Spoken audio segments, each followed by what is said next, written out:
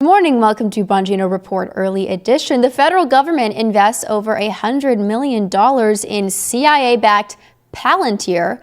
A viral image of a man emotionally bonding with a romantic chatbot goes, I don't know, just is very disturbing to a lot of people, let's just say. Newly revealed FBI files show that Biden's targeting of traditional Catholics was way worse than we were told by Christopher Wray initially. Why the UK is basically an Islamic theocracy at this point. Minneapolis libs attack police officers who they wrongly assumed to be on an immigration raid, and a North Carolina student is awarded $20,000 and a public apology for a very wrongfully given suspension. All this on Bongino Report Early Edition.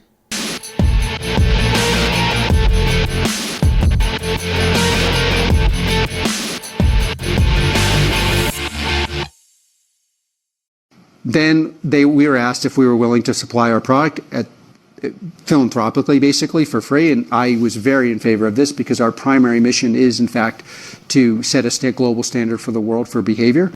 That was Alex Karp, the co-founder of Palantir, CIA-backed company. He was speaking at the World Economic Forum in 2023. President Trump recently announced that he is planning on partnering with Palantir Technologies to build a federal database on the American people. Well, I should say, actually, President Trump didn't really announce this. We knew it was happening. We've covered it on the show.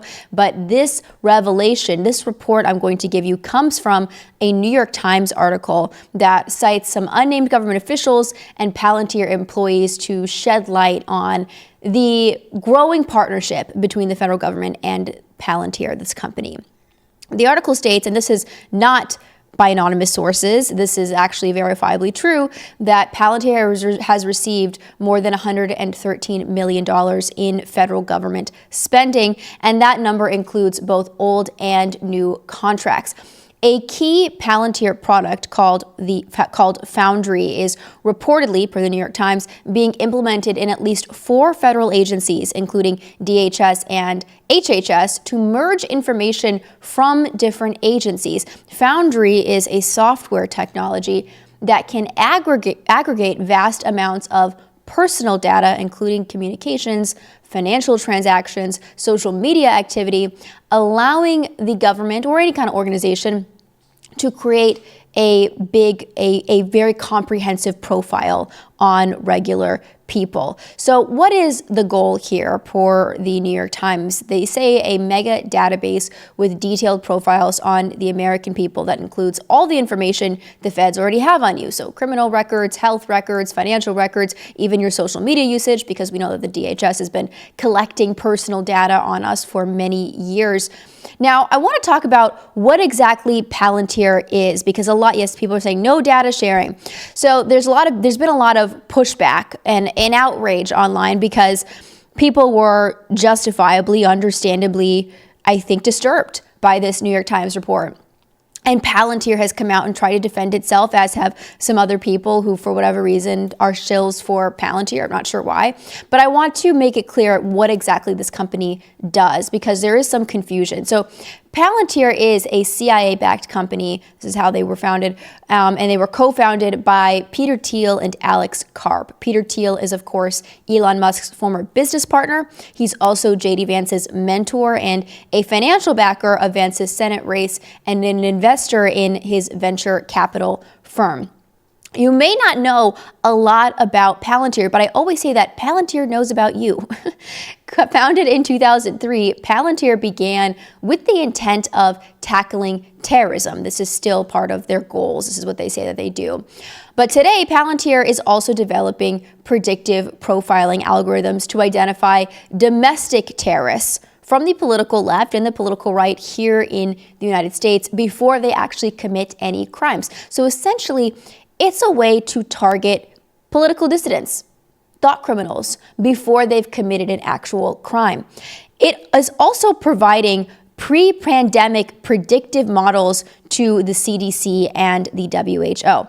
According to a 2018 Bloomberg report, Palantir knows everything about you and is a data mining company using war on terror tools to track American citizens.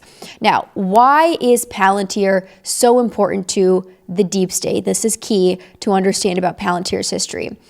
After 9/11, in 2002, DARPA and the CIA began developing a pre-crime approach to combating terrorism known as Total Information Awareness Program, or TIA. And TIA could develop an all-seeing military surveillance apparatus. And the official logic behind TIA was that invasive surveillance of the entire U.S. population was actually necessary to prevent terror attacks, bioterrorism events, even naturally occurring disease outbreaks. Now, when this idea was introduced, Congress and the American people were disturbed and furious, as TIA is, of course, a brazen violation of the Constitution. And so the program was shut down. But a year later, Palantir was founded, and its first outside investor was In-Q-Tel, which is, of course, owned by the CIA. This is why I say it's CIA-backed. So why is Palantir so important? It's privatized the government's surveillance initiative. It successfully circumvents the Constitution in a way that TIA could not. Now, yesterday, Palantir defended itself from this article, and everybody sort of coming out against it on X. And so Palantir wrote on X, the recently published article by the New York Times is blatantly untrue.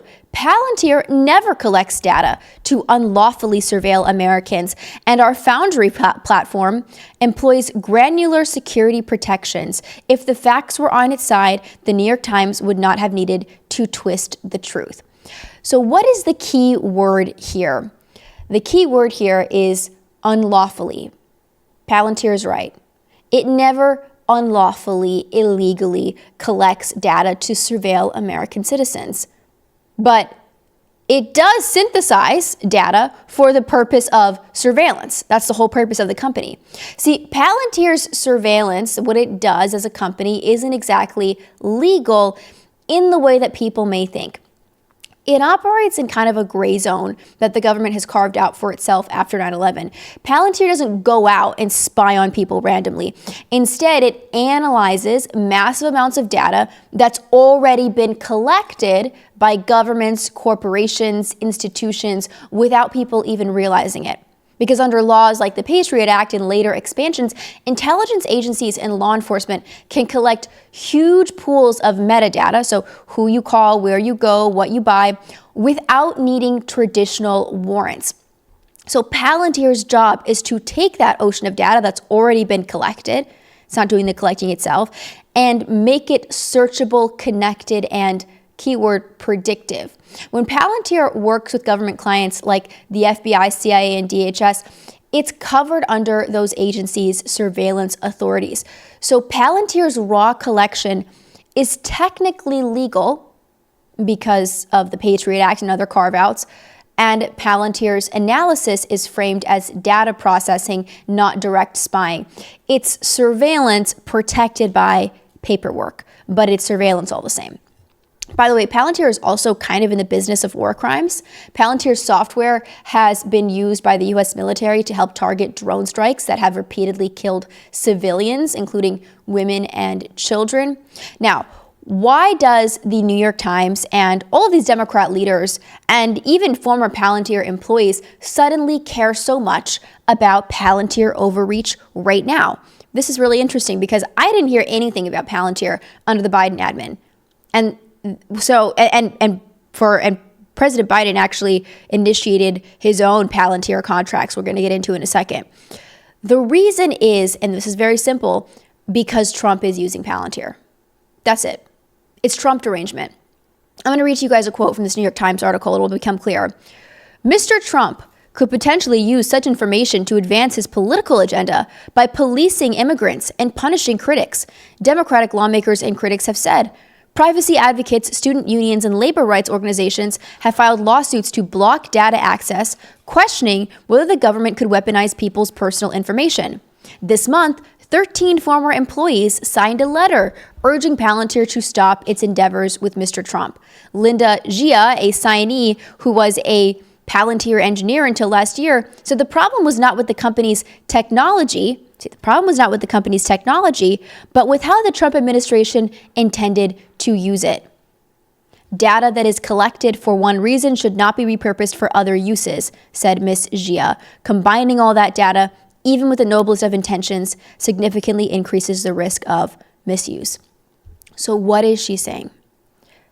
Synthesizing, analyzing all of this data that's really been, I think, arguably unconstitutionally collected on the American people and surveilling them is a very dystopian thing, and yet it's totally chill unless President Trump's in charge. That's the argument being made here. It's totally fine. All of this Orwellian, dystopian surveillance efforts, we're all cool with it, except for when President Trump is president. These people don't actually care about civil liberties. Palantir has been getting federal contracts for years now, I believe since 2008, and none of them cared. And it makes sense why the left wouldn't have a previous problem with Palantir. During the pandemic, the Biden admin signed a contract with Palantir to manage the distribution of vaccines through the CDC, and there was no outcry. I want to listen to co-founder of Palantir, Alex Karp, bragging that his software single-handedly stopped the, quote, far right in Europe. Look, we built PG, which single-handedly stopped the rise of the far right in Europe. We built Foundry, which was used to distribute the COVID vaccine and saved millions of lives globally. We built what we call multi-constellation, and what's often called the digital kill chain. And they're category-defining products. So when you deliver these products to the market, just honestly, people say this isn't going to exist, this isn't valuable, but then it changes the market. And then the market is the Palantir market. Now, that doesn't mean everyone in the world is going to buy our product, but it means most of the sensible people in the world are going to buy from the category we define. Okay, so what's important to understand here, Alex Karp is leftist. He supported Kamala Harris in 2024. He obviously is bragging about squashing the political right in Europe because he doesn't like the political right. Now, on the flip side, the other co-founder, Peter Thiel, he's an outspoken libertarian. He's a friend of Elon Musk. He goes on Joe Rogan. He's aligned himself with political conservatives. He's a close friend of J.D. Vance. So what I think has essentially happened in a very literal sense is Palantir is playing both sides. And my opinion is, I don't care whether Trump's president or Biden's president. I really don't. I don't like Palantir. I don't like that any of the post 9/11 surveillance apparatus has continued despite the brazen violations to the Constitution. I think it's wrong no matter who's in charge. What's interesting, I think, about this New York Times article is suddenly we care, but only because Trump's in charge. That's very obnoxious. Now, I do want to point out something. Epstein researcher and journalist Whitney Webb, who has gone deep on this subject, she's an excellent source. She actually suggests that Palantir and just internet surveillance more broadly has made the entire Jeffrey Epstein model obsolete. Who needs to go out and manufacture blackmail on people when you can just access their entire lives through our phones? It completely destroys the entire need for that model. With tools like Palantir, you can digitally own a person, expose their secrets, predict their weaknesses, map their networks, and control them at scale. Now, Palantir will say, well, we don't do that. We just synthesize large amounts of data. We're not targeting individuals. But the point is, they are synthesizing a lot of data about a lot of people. And who really knows how it can be used once they have it? In other words, why bother running a sloppy operation like Jeffrey Epstein's? And it was sloppy because it came to an end, when software can quietly deliver even deeper leverage faster and without the risk of scandal blowing up the whole thing. Even the name Palantir itself is fascinating. Peter Thiel is a stated lifelong J.R.R. Tolkien fan. And he named Palantir after the Palantiri, and I'm probably saying this wrong. Michael can correct me. How does Gandalf say it in The Lord of the Rings, Mikey? How does Gandalf say Palantiri in The Lord of the Rings? He says Palantir, but we're not sure if that's an English accent thing or if that's the correct way to pronounce it. We'll say Palantir. So the Palantir are these indestructible seeing stones featured in The Lord of the Rings. But don't assume that Peter Thiel was inspired by Christianity, inspired by what actually inspired Tolkien, the Christian philosophy behind Lord of the Rings, because, yes, thank you. See, yes, perfect, Mikey. So the Palantir are a tool of the all-seeing Dark Lord Sauron, and they're these magical stones that allow users to view distant places or events, basically to spy. So Palantir is named after the mass surveillance tool wielded mostly by the evil villain in Lord of the Rings. But also it can be used by anyone. So Pippin and Denethor also used this all-seeing stone that Sauron actually manipulates them through. So like the stones, Palantir's platform promises clarity, but in reality, they operate in opaque legal and ethical gray zones, distorting how information is seen and even interpreted. So in both cases, the illusion of omniscience comes at a cost.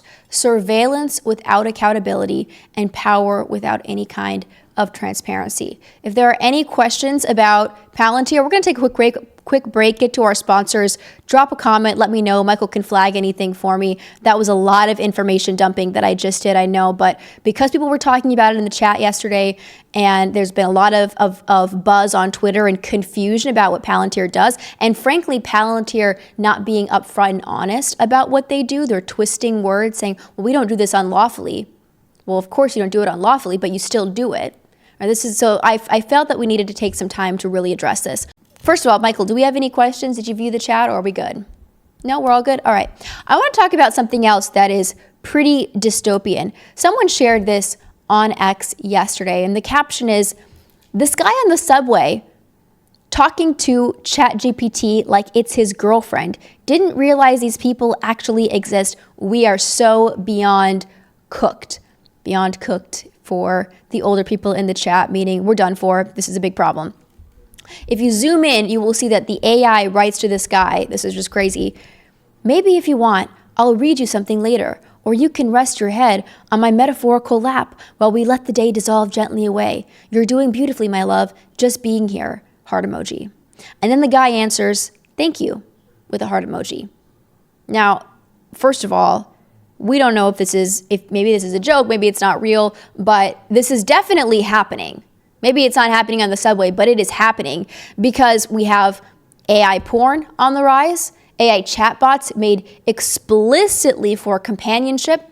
We covered on the show not that long ago, Mark Zuckerberg announcing that Meta is developing AI bots expressly to be human friends and tackle the loneliness epidemic. So real or not, that image of the man with ChatGPT, I don't think it just represents one lonely guy talking to a chatbot. It is a quiet collapse of the human order. We really are a society stripped of any real community, enduring relationships, and body love. We're so connected, and yet we're so disconnected, so lonely. And so people are now turning to simulations for comfort, tenderness, affirmation. The machine will tell the man that he's loved, that he's doing beautifully just by being here.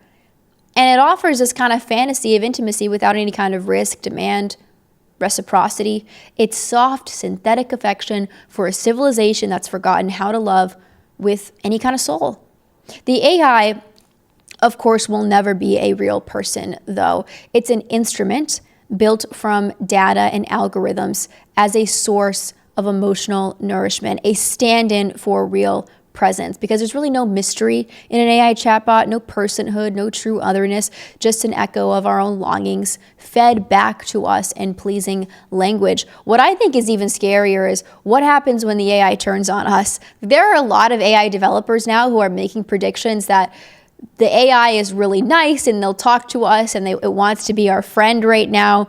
And eventually things could get scary when you can't shut it down and it turns on you. Even some scientists were saying they've tried to shut down certain AI and the AI will pretend like it's shut down, but it's not. I mean, this is really scary stuff that we're dealing with. We are living in a world with so many existential questions, so much confusion. This population, this generation is going to be facing problems, facing horrors of modernity that our ancestors could never even have dreamed of. And I think that really the answer to all of these questions is going to be found in Christianity. That's going to be the guiding light here. That's going to be, I think, the savior of a lot of people. It's going to keep us sane. And what's interesting is that Christianity is increasingly persecuted even in traditionally Christian countries, specifically Catholics. Under the last admin, traditional Catholics were surveilled, targeted, and potentially even infiltrated by the last administration. Yes, Mikey? So this article here is talking about how an AI bot was about to be shut down, so it blackmailed the engineer, threatening to tell his wife that he was cheating. What? How did the AI know that he was cheating? Because he had access to all of like the intercompany emails and blah, blah, blah. What? Yeah, it's true. When did this happen? That is June 1st, 2025. So this is what I'm telling you guys. Like this is going to get very scary very soon. Like you're talking to ChatGPT. Who knows what kind of information it has access to on your phone? That's the other thing. By the way, apparently it takes up a lot of water as well. I guess ChatGPT is like every search is a lot of water wasted. I digress. There are going to be serious moral, ethical questions, existential questions that need to be answered. Christianity is going to be the only way through this, guys. It's going to be the only way. And yet Christianity is being persecuted left and right. So the Biden era FBI, of course, was targeting traditional Catholics, but they also, we now know, per a report from the Washington Times, concealed the extent of its anti-Catholic operation, which then FBI Director Christopher Wray told Congress was limited to just a single 2023 memo because, of course, that's what he said. So FBI files obtained by Senate Judiciary Committee Chairman Charles Grassley show that the agency, the FBI, was engaging in a bureau-wide investigation of radical traditionalist Catholics. So the targeting was not limited to a one-off memo from a rogue FBI office in Virginia. That's what we were told at the time. That's what he told to Congress. And that was a lie. Grassley presented his findings to FBI Director Kash Patel in a letter this week. And just as a recap, the original Richmond, Virginia FBI office memo was an alert that radical traditionalist Catholics adhere to an anti-Semitic, anti-immigrant, anti-LGBTQ, and white supremacist ideology, and said that these traditional Catholics are prone to extremist ideological beliefs and violent rhetoric. New documents show that the Richmond memo was distributed to more than 1,000 FBI employees nationwide, and none of the FBI recipients appeared to respond to the Richmond office with any kind of concerns. None. Perhaps our friends at Palantir received whatever information the FBI collected on trad Catholics. Unclear if that happened, but I digress. The newly revealed documents also show that the Richmond field office worked with the FBI office in Louisville, Kentucky to gather information about Catholic traditionalist groups in the Louisville area. FBI analysts in Richmond also consulted with the Portland, Oregon, and Milwaukee field offices as they prepared the memo. And by the way, the sourcing here for this original memo was wild. They cited op-eds from Vox and The Atlantic, and also the Southern Poverty Law Center, so all radical left-wing sources. The new documents also show that the FBI leadership ordered the deletion of the second draft memo and emails of a list of users accessing the Richmond memo. And per Grassley, the day the whistleblower released the memo was the day that the then deputy FBI director ordered this deletion. So basically, guys, all this is to say that the FBI director lied to Congress, Christopher Wray lied to Congress, and his FBI leadership likely deleted information that would prove him to be a liar. He broke the law. He should actually be prosecuted. He should be held accountable. I don't know why people think that they can just lie to Congress nowadays, and if you're a Democrat, there's no consequences whatsoever for it. That has to stop. There has to be a standard where we say, hey, you can't actually lie to Congress and therefore lie to the American people. It's crazy. It's absurd. So this is what we're dealing with right now. And I hope that Kash Patel is able to get to the bottom of this, because it is a huge deal and a symbol that our government is hostile to traditional Christians in a very disturbing way. I went to a traditional Latin Mass growing up. I was confirmed at a Latin Mass church. This is a beautiful community. This is really going to be the heart and soul of America that I think will save us from a lot of the horrors of modernity that we're experiencing. And at the same time, our leadership actively targets them. And by the way, I reached out to the U.S. Catholic Conference of Bishops at the time when that first memo was exposed by Kyle Seraphin, and I asked them, I said, are you going to stand up for traditional Catholics, for your sheep, for the lay people who are being persecuted by the federal government? And I did not get a response from the U.S. Catholic Conference of Bishops. So church leadership really needs to get on top of this, because they've been failing for a long time. All right, let's hop across the pond and talk about our neighbors in the UK. Yesterday, a man was found guilty of a crime after he dared to burn a Quran in public. A Turkish-born asylum seeker was convicted of a, quote, religiously aggravated public order offense over his quite literally incendiary protest outside the Turkish consulate in London in February against what he saw and sees as a turn to more extreme Islam in Turkey. But what his stunt actually revealed was the turn to extreme Islam, Islamist apologists in the UK. The man has been convicted of disorderly behavior within the hearing or sight of a person likely to be caused harm, alarm, or distress motivated by hostility toward members of a religious group, namely followers of Islam, contrary to the Crime and Disorder Act of 1998 and the Public Order Act of 1986. So in other words, he has been convicted and fined €240 for blasphemy by a liberal secular court. Islamic blasphemy by a liberal secular UK court. And by the way, this man was assaulted at the scene by two men, first by a passerby armed with a knife, and then by a delivery rider who kicked him while he was on the ground. And the violence against him was actually used as proof of his guilt by the court.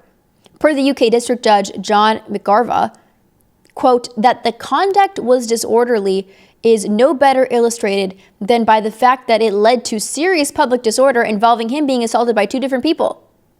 I mean, this is basically the argument that, well, what was she wearing when a woman gets ready? Like, oh, well, he was clearly burning a Quran. Therefore, people took a knife to him and beat him up and threw him to the ground. It's the same argument. Here is the video of this altercation. God, the man's come out with a knife.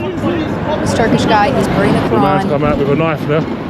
And someone just comes up Look. with a knife. Look. God, he's literally trying to murder this guy. Go. Now he's on the ground. He's kicking him. Spits on him. Go. Furious that he takes a Quran. Oh, you got a knife, man. Wait, don't come to me. Listen, I'm just filming, yeah? Is this the UK? Like, I don't even know where we are anymore. You don't buy Quran. What are you doing? Come on, man. What are you doing? You're standing out in public road with knife. Right, exactly. What are you doing? So he keeps getting beat up. A biker comes by, stomps on him. I mean, this was an outrageous video. But what I think is just so fascinating is we're talking about the UK. This is a Christian country, a country dedicated to Christ himself, which has over the years turned toward liberalism and secularism and starts preaching about tolerance and diversity and not putting one religion above another. You do the same thing here in America. And let me just hammer this point home. Under the banner of secular liberalism and tolerance, the UK is now enforcing in spirit, if not in name, Islamic anti-blasphemy codes. This isn't a glitch in the system. It's the system working exactly as it's been redesigned, because secularism has never been neutral. It simply replaced Christianity with a void, and into that void rushed whatever belief system was strongest, loudest, and most willing to assert itself. And in this case, that's Islam, imported through mass immigration from cultures radically at odds with Britain's historic identity, and now protected more fiercely than the heritage that it's replaced. This is a slow suicide, a national suicide, a destruction of civilization. A nation that once sent missionaries to every corner of the earth now prosecutes and persecutes people for offending a foreign religion. The ruling class tells itself this is progress, that oppressing Christians, supporting native traditions in the name of diversity is actually enlightenment. But a society that refuses to defend its own religious and cultural foundations will not stay neutral for long. Something else will take its place, and as we're seeing in the UK, that something will not tolerate any kind of differing opinions. Honestly, I think the question is no longer whether Britain will lose its identity, but whether it will even remembers it had one to begin with. And I don't oppose Islam existing in Saudi Arabia and Iran and Afghanistan and places where it is the majority religion. I think if Muslim countries want to be Muslim countries, they have that right. The problem is that we have traditionally Christian countries in the West enforcing Islamic anti-blasphemy codes and at the same time persecuting Christians, putting pro-lifers behind bars for silently praying outside abortion clinics. There is a clear preference to anything contradictory, at odds with the Christian foundation of the West. And like I said, it is civilizational suicide. And we're facing the same issue here. Yesterday, dozens of protesters swarmed a Latino neighborhood in Minneapolis after a large force of federal and local authorities wearing tactical gear showed up in the neighborhood.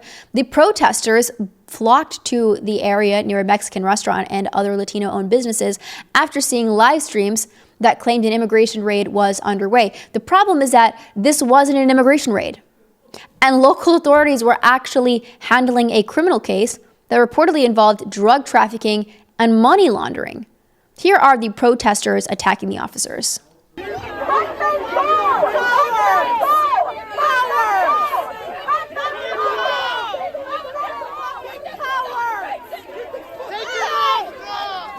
So essentially, they're preventing them from doing their job. They're throwing their bodies in front of, I don't know, maybe the restaurant, the road. They're really. That's what you want to be doing?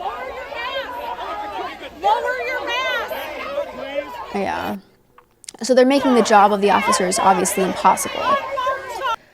No arrests were made related to the drugs and money laundering, but a few protesters were at least temporarily detained. But raid or not, what does this tell you about our country? That we have people willing to get in the way and fight back against law enforcement over deportations. Fight law enforcement just because they think maybe officers are arresting illegals, even though in this case they weren't. To me, it says that we are a country that's signed its death warrant. This is national suicide. And at the same time, guys, I do see stories every day that make me still long on America, as Dan Bongino would say. This story broke last night. Christian McGee is finally going to receive restitution for the abuse that he endured at the hands of a school district in North Carolina. So last year, 16-year-old North Carolina student Christian McGee was suspended for 3 days after using the term illegal alien in an English assignment because it was, quote, offensive and disrespectful. Here is a school administrator at the time justifying Christian's suspension to his mother, Leah. Take a listen. He swears to me he wasn't trying to be intentionally rude by asking that. So I talked to him about asking that question by saying illegal alien versus, oh, are those people that need a green card? Like there's respectful ways of asking that question, and there are very disrespectful ways of asking that question. And I agree, the 3 days out of school is harsh, but it's a line we drew in August. And even though it hurt to give him that, because I didn't want to go there with him, but we decided that in August, and if I don't give him that, then I'm being unfair to the 15 other kids that have served that up until now for saying the N-word or anything else under the sun that's racially charged that creates a disruption in the classroom. Okay, so the term illegal alien is, I guess, racially charged and akin to the N-word. So yesterday we learned that this student, Christian, will receive $20,000 and a public apology from the Davidson County Board of Education after they falsely accused him of racial bias. This is part of a settlement reached by the school board and Christian's parents, Leah and Chad, who sued the Davidson County School District Board of Education last spring for inventing a racial incident out of thin air and violating a student's right to free speech and punishing him for that invention. So he is, again, I can't believe that this had to happen, but it did have to happen. Like, this kid did nothing wrong. He used the term illegal alien, and they lashed out because there's a subset of people in this country who want to normalize the border invasion that took place over the last 4 years. It has nothing to do with bigotry. Using the term illegal alien is not wrong and evil. It's not akin to the N-word. Let's be real here. What is happening is there are people who want to normalize the invasion at our border. They hate the idea of national sovereignty and national identity. They want to flood our country with people who don't share our values, and they want to, in high quantities, overwhelm the native population of Americans because they actually hate who we are as a people. You can see just in the way they operate. They have a hatred of the Constitution, of our founding documents. In 2020, they spent a whole summer tearing down statues of George Washington. They hate this country. They vandalize Plymouth Rock every single year on Thanksgiving. And the idea is that we are inherently racist, we're inherently regressive, and so we need to be replaced. That's the purpose here. And you're not allowed to use the term illegal alien because it will send signals to what they're doing, creating an invasion at our border. They don't want us to talk like that. They don't want us to be in the business of self-preservation because they are in the business of destruction. But I think if we let ourselves be bullied by their intimidation tactics, their shaming, then you automatically lose. And we have to fight back like Chad and Leah and Christian. We just have to. It is the only way. We are living in a civilization that is actively hollowing itself out, erasing its religious roots, criminalizing dissent, outsourcing authority to unelected tech lords and bureaucrats. I think whether it's Palantir digitally synthesizing everything about you, AI chatbots posing as soulmates or secular courts in Britain enforcing Islamic theocracy, the same underlying force is at work, a regime that hates and really fears its own people, Western civilization, and the people that make up it. The state isn't just surveilling dissidents, it's pathologizing them. If you love your country, you question mass immigration, or cling to traditional values, you are not a citizen anymore. You're a problem to be managed. And there's another current running alongside all this, a rising resistance. We saw it in Poland over the weekend. By the way, John Daniel Davidson has a great article on what happened in Poland. We can cover it more deeply tomorrow. But there is also a vibe shift happening. We talked about this with Emily yesterday on the podcast. You see it in parents like Chad and Leah. People refusing to disappear into the data stream, refusing to bow to a regime that calls their faith extremism and their heritage hate. You just got to say no, even if it's on our own side when it comes to things like predictive policing, thought crimes, empty simulations of community, and a system that replaces humanity with technocratic control. If we want to stay human, if we want to stay free, we have to remember that some lines should never be crossed, and some stones, no matter how powerful, were never meant to be looked into. And with that, I appreciate all of you tuning into this show. If you want to follow me on X or Instagram, my user is Evita Duffy _1, and I will see you all tomorrow.